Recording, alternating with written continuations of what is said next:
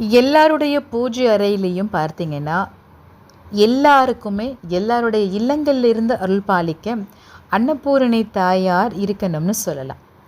பூஜை அறை அப்படின்னாலே விநாயகருடைய திருவுருவப்படம், முருகர், பெருமாள், மகாலட்சுமி அப்படின்னு சொல்லி நம்ம முக்கியமான ஒரு 5 சுவாமி திருவுருவ படங்களை வைத்து பூஜை செய்வோம்.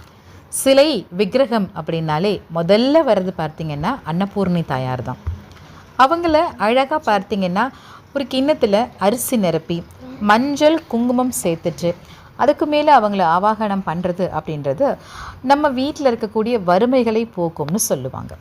இந்த உலகத்தில் இருக்கக்கூடிய மக்களினுடைய பசிப்பிணிகளை போக்குவதற்காக பார்த்திங்கன்னா பார்வதி தேவி விரதமிருந்து அழகாக காசியில் அமர்ந்து நமக்காக அருள் பாலிக்கிறாங்க. அவங்க தான் அன்னபூரணியாக நமக்கு அருள் பாலிக்கிறாங்க.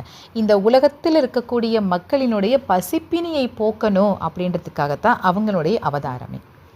அப்படிப்பட்ட அன்னபூரணியினுடைய விக்கிரகம் வீட்டில் இருந்துச்சு அப்படின்னா நம்ம இல்லத்துலேயும் எந்த கஷ்டங்களும் கவலைகளும் இருக்காது அப்படின்னே சொல்லலாங்க.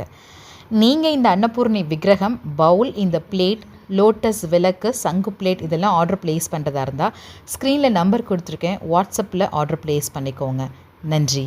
வாழ்க்கையில் எல்லாருக்குமே பார்த்திங்கன்னா எல்லா வளங்களும் நிறைந்து கிடைக்கணும்னு சொல்லி பிரார்த்தனை பண்ணிக்கிறேன். எனக்காக நீங்களும் பிரார்த்தனை பண்ணிக்கோங்க. ஜெய் அன்னபூரணி.